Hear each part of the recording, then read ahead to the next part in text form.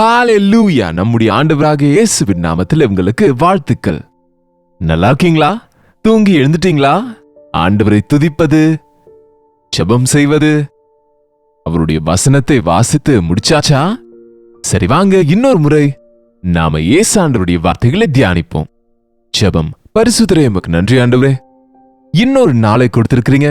இன்னொரு முறை உம்மை துதிக்கிற பாக்கியத்தை கொடுத்திருக்கிறீங்க. மகத்துவமானவரே, உமக்கு ஸ்தோத்திரம். எங்களுக்காக இந்த உலகத்துக்கு இறங்கி வந்த இயேசுவே, உமக்கு நன்றி ஆண்டவரே.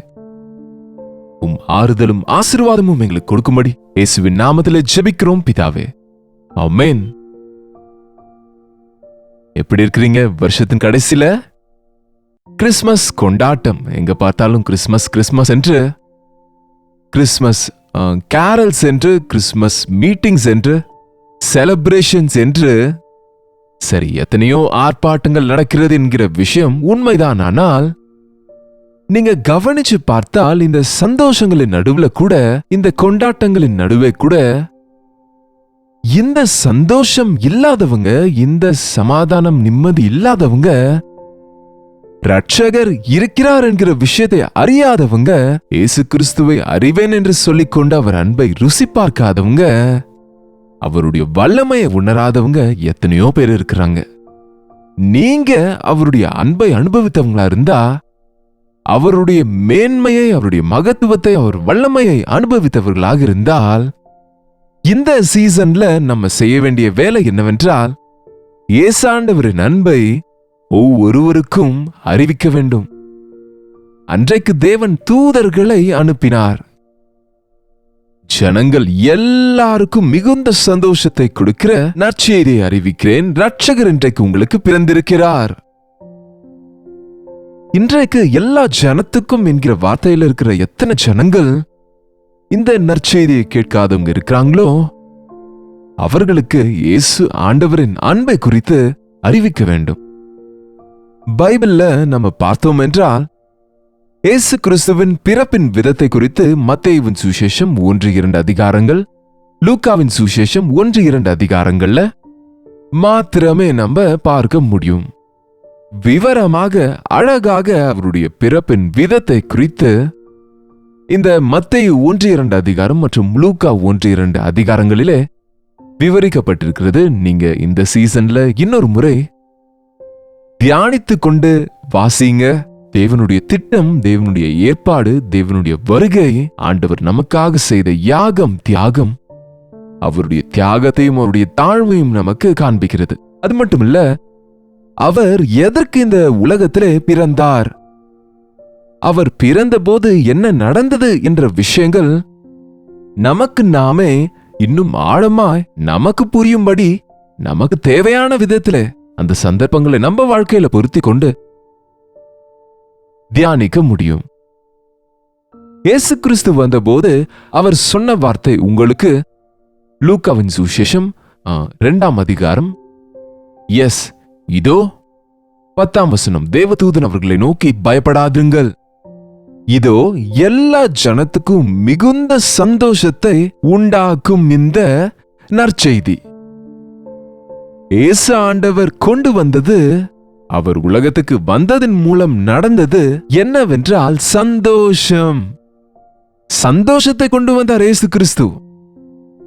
சந்தோஷத்தை கொடுக்கிற வார்த்தையை நமக்கு கொடுத்தாரு. நான் உங்களோடு இருக்கிறேன், உங்களுக்காகவே நான் இந்த உலகத்துக்குள் வந்தேன், உங்களோடு நான் இருப்பேன், உங்க கண்ணீரை துடைப்பேன், உங்க வியாதிகளை சொஸ்தமாக்குவேன், உங்க வேதனையை நான் புரிந்து கொள்ளுவேன், உங்களுக்கு சமாதானத்தை கொடுப்பேன், உங்களை மிகவும் சந்தோஷம் உள்ளவர்களாக மாற்றுவேன், உங்கள் மேல இருக்கிற சாபத்தை அடித்து போட்டு உங்கள் பாவத்துக்கான பரிகாரத்தை நான் சுமந்து உங்களுக்கு நான் உண்மையான விடுதலையை கொடுக்கிறேன், சந்தோஷத்தை கொடுக்கின்றேன் என்கிற வார்த்தை இந்த உலகத்திலே இன்றைக்கு மிகுதி ஆக அறிவிக்கப்பட வேண்டியது இருக்குங்க. ஏனென்றால் சக மனிதனுக்கு சந்தோஷம் இல்லை. சந்தோஷம் இருப்பது போல காண்பிக்கிறாங்க, அவ்வளவுதான். ஆனால் உண்மையான சந்தோஷம் அவங்க இருதயத்துல இல்லை. சொல்லுங்க, உங்களுக்குள்ள உண்மையான சந்தோஷம் இருக்கா? ஏசாண்டவருக்காக ஸ்டார் கட்டிட்டேன்னு சொல்றீங்க, கிறிஸ்மஸ் பாடல்களை கற்றுக்கொள்ளுகிறேன் என்கிறீங்க. அப்ப உங்க இருதயத்துல சந்தோஷம் இருக்கா? உங்க வீடுகள்ல சந்தோஷம் இருக்கா? பாருங்க, தேசத்துல சந்தோஷம் இருக்கா? சந்தோஷத்தை உண்டாக்கக்கூடிய வார்த்தைகளை நாம செய்திகள்ல கேட்கிறோமா? வேதனைப்படுத்துகிற காரியங்களே கேட்கிறோமா என்று ஒரு முறை கவனிச்சா, உலகம் முழுவதிலும் போராட்டங்கள், தலைவர்களுக்கு சந்தோஷம் இல்லை, தேசங்கள்ல சந்தோஷம் இல்லை, அக்கிரமம் மிகுதியாகுது, அநியாயம் அதிகமாகுது, வாலிபர்கள் ட்ரக் அடிக்ட்ஸ் ஆகி விடுகிறாங்க. நம்முடைய எல்லைகளுக்குள்ளேயே போதைப் பொருட்கள் உள்ளே வருது. எல்லைகளுக்குள்ள சமாதானம் இல்லை, கலக்கங்களோடு இருக்கிறாங்க, யுத்தங்களோடு இருக்கிறாங்க. அநேக விதங்கள்ல இன்றைக்கு விலைகள் ஏறி போகுதுன்னு சொல்றாங்க. டாக்ஸஸ் கட்ட முடியாம இருக்கிறோம், இன்னும் வேலைகள் கிடைக்கலன்னு சொல்றாங்க. என்னங்க இதெல்லாம் நானே சொல்றேனா, இதெல்லாம் நீங்களும் சொல்றீங்களா? கஷ்டங்கள் இருக்கு என்கிறாங்க, கடன்கள் இருக்கு என்கிறாங்க, வருமானம் போதவில்லை என்று சொல்லுகிறாங்க, ஹாஸ்பிட்டல் பில் கட்ட முடியவில்லை என்று சொல்லுகிறாங்க, டாக்ஸஸ் கட்ட முடியலன்னு சொல்லுகிறாங்க. ஏதோ ஒரு அழுத்தத்துல மனுஷன் தன்னுடைய சந்தோஷத்தை, சமாதானத்தை இழந்து போறாங்க. இந்த உலகத்துல நம்ம இருக்கும்போது இந்த விஷயங்கள் எல்லாம் சர்வசாதாரணங்க. இந்த உலகத்துல நம்ம பரதேசிகளா இருக்கிறோம். ஒரு பரதேசி என்றால் வேற தேசத்துல ஒருவன் இருக்கும்போது தனக்கு தன்னுடைய தேசத்துல இருக்கிற சுதந்திரம் வராதில்லங்க. அங்கிருக்கிற நியமங்களை, அங்கிருக்கிற முறைகளை, அங்கிருக்கிற வழிகள் படி நம்ம வாழணும்ல. நமக்கு வேண்டிய சாப்பாடு அங்க கிடைக்காதுல, அங்க கிடைக்கிறத சாப்பிட்டு தானங்க பிழைத்துக் கொள்ளணும். நாம விரும்புகிற கால சூழல் அங்க இருக்காதுலங்க. அங்க இருக்கிற கால சூழலுக்கு நம்ம அட்ஜஸ்ட் ஆகணும்ல. அது போல நம்ம இந்த உலகத்துல பரதேசிகளா இருக்கிறோம். ஆகவே நாம பிரயாணத்துல இருக்கிறோம். ஆகவே பாருங்க, நம்ம பயணத்துல ஒரு இடத்துக்கு யாத்திரையா போகும்போது அந்த பயணி தன்னுடைய சகல வசதிகளையும் கொண்டு செல்ல முடியுமா? பாருங்க, அவருடைய நல்ல பெட் எடுத்துக்கொண்டு போக முடியுமா? பேனும் ஏசியும் எடுத்துக்கொண்டு போக முடியுமா? என்னங்க, நல்ல குக்கரு, சமையல் அறையில இருக்கிற நல்ல மளிகை பொருட்கள் எல்லாம் எடுத்துக்கொண்டு போக முடியுமா? ஏதோ ஒரு இடத்துல, ஏதோ ஒரு விதத்துல, எந்த இலையிலையோ சாப்பிட்டு கொண்டு ஏதோ ஒரு துணிமணி, 1-2 துணிமணிகள் எடுத்துக்கொண்டு ஏதோ ஒரு இடத்துல அவங்க அட்ஜஸ்ட் ஆகி விடுவாங்க. அதுபோல இந்த உலகத்துல நாம சூழ்நிலைகளை பார்த்து சோர்ந்து போகாமல், கொஞ்சம் கஷ்டங்கள், கொஞ்சம் நாட்களே, இந்த சூழ்நிலை கொஞ்சம் காலமே, என்னுடைய தேசம் இந்த தேசம் அல்ல, எனக்காக தேவன் வாசஸ்தலங்களை ஆயத்தப்படுத்தி இருக்கிறாரு, அவர் சீக்கிரத்துல வரப்போகின்றாரு, அவர் இருக்கிற இடத்துல நானும் இருக்கும்படி என்னை கொண்டு செல்ல போகிறார் என்ற விசுவாசத்தை நம்ம கொண்டிருக்கும் பொழுது, கஷ்டங்களின் நடுவே கூட நமக்கு ஆறுதல் உண்டாகும். நமக்கு விசுவாசம் உண்டாயிருக்கும் போது தைரியமா நாம ஆண்டவருக்காக நம்பிக்கையாக இருப்போம். ஏசாண்டவர் இருக்கிறார் என்னோடு என்பதை விட மிகப்பெரிய சந்தோஷம் நம்ம வாழ்க்கையில வேற எதுவுமே இருக்கக்கூடாதுங்க.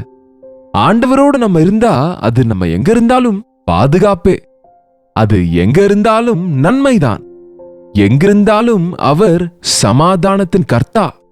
ஆகவே நமக்கு சமாதானத்துக்கு குறைவு இருக்காது. இந்த வருஷத்தின் கடைசியில பண்டிகை நாட்கள்ல நம்முடைய சமாதானத்தை கெடுப்பதற்கு சொல்லப்போனா சாத்தான் எத்தனையோ விதங்கள்ல முயற்சிப்பாங்க. ஆனா நீங்க கெடுத்துக் கொள்ளாதீங்க. சூழ்நிலைகளை வைத்து உங்க இருதயத்தில் இருக்கிற சந்தோஷத்தை சார்ந்திருக்க விடாதீங்க. யார் என்ன சொன்னாலும், எது எப்படி இருந்தாலும், யாருமே எடுத்து போட முடியாத சந்தோஷம் என் இயேசு எனக்கு கொடுக்கிறாரு. பரிசுத்தனாகி பவுல் அதை தான் சொன்னார். அவர் சிறைச்சாலையில் இருக்கிறார், அவமானப்பட்டு இருக்கிறார், நிந்திக்கப்பட்டு பாடுகள்ல இருக்கிறார். அவரை துன்புறுத்தினாங்க, தூஷித்தாங்க, சிறையில வைத்தாங்க. ஆன பொழுதும் பிலிப்பியருக்கு எழுதின நிருபத்தை எழுதி சொன்னாரு, கர்த்தருக்குள் மகிழ்ச்சியாயிருங்கள். மறுபடியும் சொல்கிறேன், கர்த்தருக்குள் மகிழ்ச்சியாயிருங்கள்.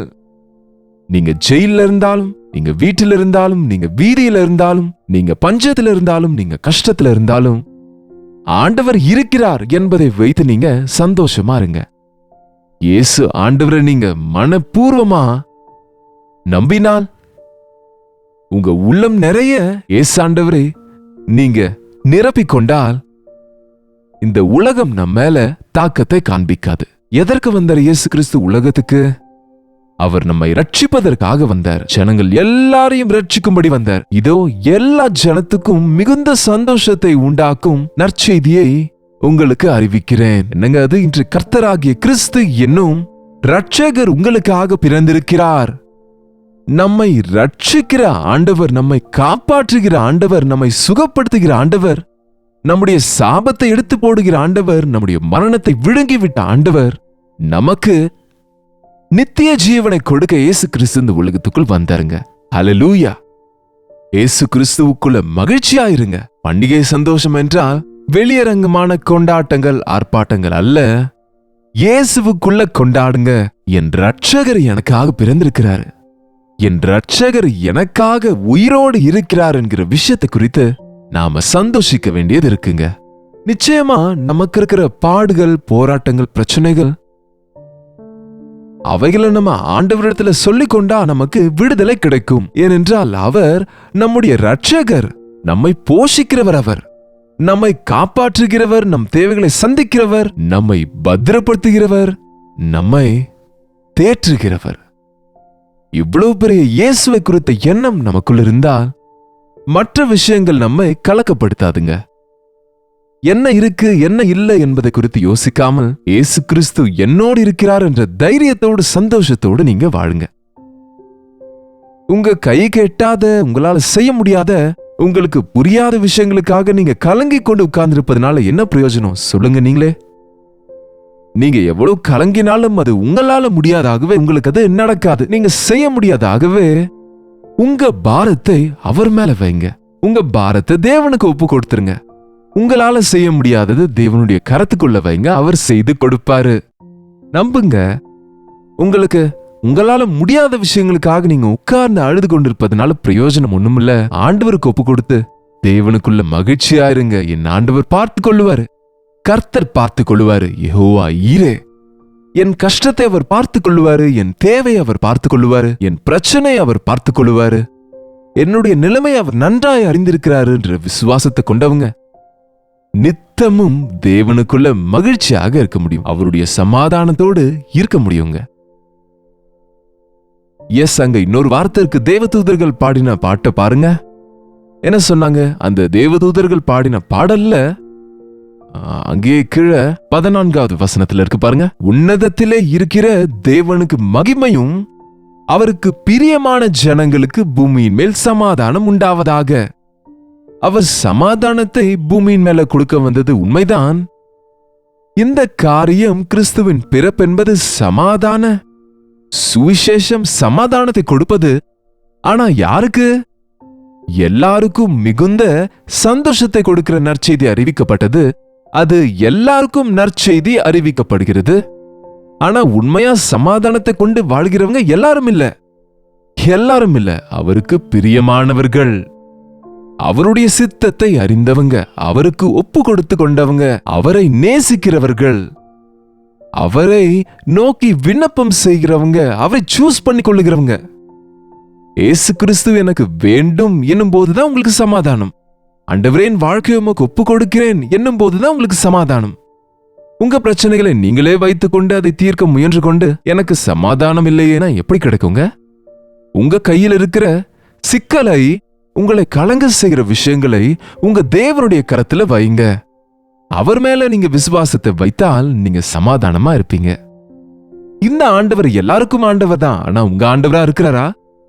அவர் எல்லாரையும் நேசிக்கின்றார். ஆனால் நீங்க அவருடைய அன்பை ஏற்றுக்கொள்ளுகிறீங்களா? அவர் ஒரு பரிசாக இந்த உலகத்துல நமக்காக வந்தாரு. அந்த பரிசு ரட்சிப்பு. அந்த ரட்சிப்பு இலவசம் என்றாரு. அந்த இலவசமாய் கொடுக்கிற ரட்சிப்பை எனக்கு நீங்க யாராவது உங்களுக்கு கொடுக்கிற பரிசை நீங்க வேண்டாம் என்று சொன்னா அந்த பரிசு எப்படி உங்களுடையதாகும்? அதை நீங்க கரங்களை விரித்து ஏற்றுக்கொள்ளணும் இல்லைங்க? தேவன் கொடுக்கிற இந்த பெரிய ரட்சிப்பு நீங்க ஏற்றுக்கொள்ளும் போதுதான் உங்களுடையதாகும். நீங்க அங்கீகரிக்கும் போதுதான் உங்களுடையதாகும். ஆண்டவரை உங்க ரட்சகரா ஏற்றுக்கொள்ளும் போது அவர் கொடுக்கும் நிம்மதி, சமாதானங்களை நீங்க பெற்றுக்கொள்வீங்க. இந்த இயர் எண்டில், வருஷ கடைசியில, இந்த பண்டிகை நாட்கள்ல அவர் கொடுக்கும் சமாதானமும் சந்தோஷமும் பெற்று அவருடைய கிருபையில அவருடைய வருகை தாமதித்தால் இன்னொரு புதிய வருஷத்துல அவருடைய சித்தத்திலே பிரவேசிக்கும்படிக்கு நம் இருதயங்களை தேவனோடு சரி செய்து கொள்வோம். செபிப்போம். பரிசுத்தரே, உமக்கு நன்றி அப்பா. நீர் கொடுக்கிற சந்தோஷ சமாதானங்களை பெற முடியாமல், அவைகளை ஏற்றுக்கொள்ளாமல், உம்மீது விசுவாசம் வைக்காமல் நீர் கொடுக்கிற இந்த பெரிய சமாதானத்தை, நீர் கொடுக்கிற இந்த பெரிய ரட்சிப்பை புறக்கணித்து எத்தனையோ பேர் இன்றைக்கு அவங்க சிக்கல்லையே, அவங்க அவஸ்தையிலே அவங்க விழுந்து போராடுகையில உம்முடைய கிருபையை உணர்ந்து உம்முடைய அன்பை அங்கீகரிக்கிற கிருபை எங்களுக்கு கொடுத்ததற்காக நன்றி அப்பா. எங்கள் சமாதானத்தை கெடுத்து போடுகிற ஒவ்வொரு தீமையும் அடித்து போட்டு சந்தோஷ சமாதானத்தோடு நாங்களும் எங்கள் வீட்டாரும் விருத்தி அடையும்படி உதவி செய்யும்படிக்கு இயேசுவின் நாமத்தில் ஜெபிக்கிறோம் நல்ல பிதாவே, ஆமென். நம்முடைய பிதாவாகிய தேவனுடைய அன்பும் குமாரனாக இயேசு கிறிஸ்துவின் கிருபையும் பரிசுத்த ஆவியானவருடைய அந்யோன்யமும் ஐக்கியமும் கூடி வந்திருக்கிற நம் அனைவருக்கும் இப்பொழுதும் சதா காலமும் துணையாயிருப்பதாக. ஆமென். தேவனுக்கு ஸ்தோத்திரம். உங்களுடைய ஜெப விண்ணப்பங்களை பாரங்களை எங்களுக்கு நீங்க அனுப்ப 8939801234 என்கிற எண்ணிற்கு ஒரு டெக்ஸ்ட் அல்லது வாய்ஸ் மெசேஜ் மூலமா உங்க வாட்ஸ்அப் மெசேஜஸ் எங்களுக்கு உடனடியாக அனுப்புங்க. அவைகளை நாங்கள் வாசிக்கிறோம், உங்களுக்காக நாங்கள் ஜெபிக்கிறோம், நீங்களும் ஜெபிங்க. தேவன் நிச்சயமா உதவி செய்வார். கர்த்தருக்கு சித்தமானால் நாளைக்கு இதே அனுதின தியான நிகழ்ச்சியில கர்த்தருடைய வார்த்தையோடு மீண்டும் உங்களை சந்திக்கிறேன். அதுவரை கர்த்தருடைய கிருபை உங்கள் ஒவ்வொருவருக்கும் துணையாக இருப்பதாக.